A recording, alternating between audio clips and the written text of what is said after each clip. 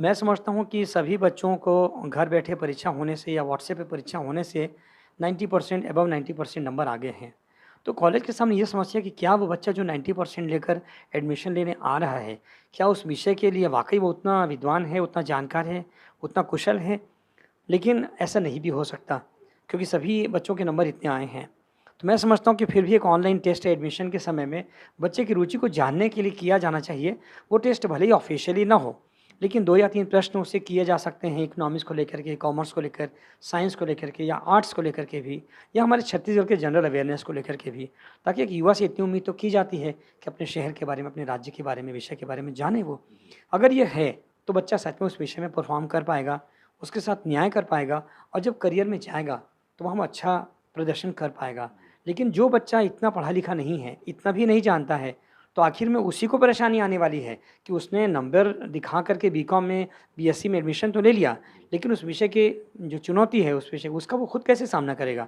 मैं समझता हूँ विद्यार्थियों को अपने प्रति ईमानदार होने की ज़रूरत है। इसमें ये तो होगा कि 90% 80% दिखाकर कोई भी बच्चा बीएससी, एमसीए, बीसीए जैसे कठिन कोर्स में एडमिशन ले सकता है।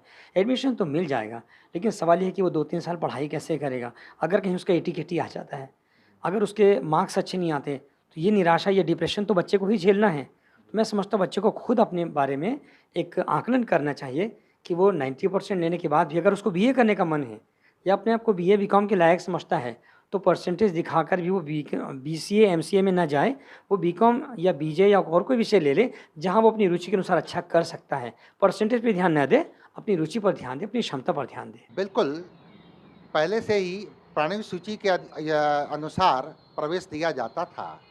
लेकिन इस समय क्या है, जो 12वीं में 51% बच्चे अपीयर हुए, उसमें से ऑलमोस्ट 99% बच्चे उत्तीर्ण हो जाएँगे और सब उम्मीद है कि फर्स्ट क्लास की संख्या बहुत ज़्यादा रहेगी। 90% भी हो सकता है, 95%, 98%। तो ये जो कट ऑफ लिस्ट जारी होगा, वो उसमें काफ़ी प्रतिस्पर्धा रहेगी।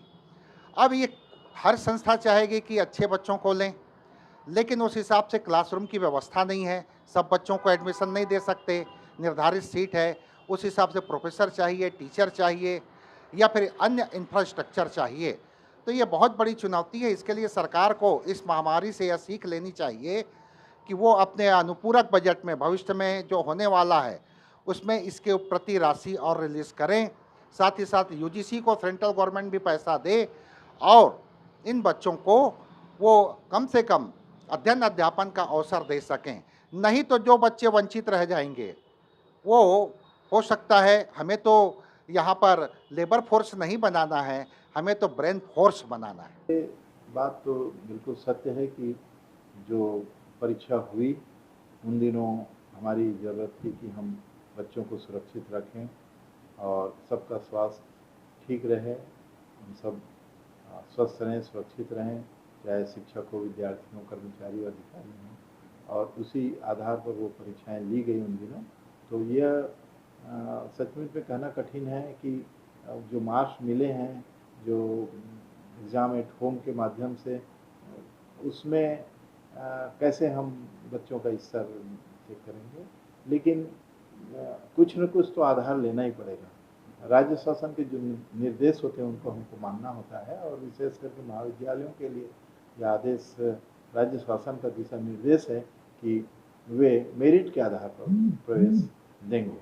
तो हम उसको स्वीकार करते हैं राज्य शासन के नियम के अनुसार और महाविद्यालय को जो निर्देश है वो उसका पालन करेंगे और अगर कोई निर्देश राज्य शासन से आता है इस संबंध में विशेष, तो हम उसको इम्प्लीमेंट करने का कोशिश, लेकिन समय तो बहुत हो चुका और जैसे कि मैंने कहा कि 17 तारीख तक हम अभी आवेदन ले रहे हैं और 18 तारीख से हम उनको सूची जारी कर देंगे। तभी जो निर्देश है कि मेरिट से देना है, तो वो महाविद्यालय तो मेरिट से 18 तारीख से देना प्रारंभ भी कर देंगे। तो जो निर्देश है उसी के अनुसार से हम कर रहे हैं। अब महाविद्यालय की व्यवस्था, इंफ्रास्ट्रक्चर बहुत सारे कारण उसके आधार पर निर्धारित होती है और जैसे कि हम सब इस बात के पक्षधर हैं कि लगातार सीटें बढ़नी चाहिए। महाविद्यालय की सीटें भी राज्य शासन ने बढ़ाई है, कुछ महाविद्यालय खुल भी रहे हैं, तो हम उन महाविद्यालयों में जिसकी सीट बढ़ाई गई है उसको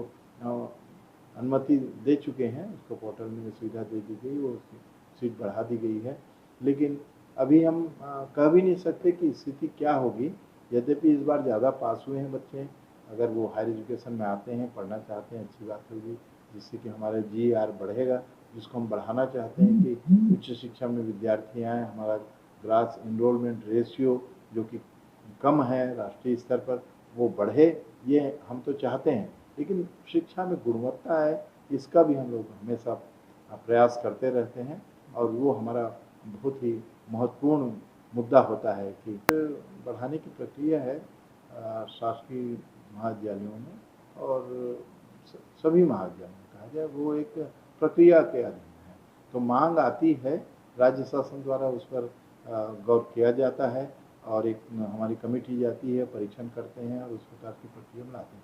लेकिन एक निश्चित उसकी प्रक्रिया है कि अचानक वहाँ इंफ्रास्ट्रक्चर नहीं है, टीचर नहीं है, तो कोई सीट बहुत असीमित रूप से नहीं बढ़ाई जाती। इस बार भी बहुत सारी सीटें बढ़ी है, बहुत सारे महाविद्यालय हैं जहाँ नए नए कोर्स के लिए अनुमति राज्य शासन ने दी है, सीटें बढ़ाई गई है, और इस बार मुझे लगता है कि बहुत सारी सीटें बढ़ाई गई है। इस साल ज़्यादा सीटें बढ़ी हैं, महाविद्यालय भी खुल रहे हैं, तो उम्मीद है कि ज़्यादा से ज़्यादा विद्यार्थी इसमें एडमिशन लें और हमारी सीट फुल हो।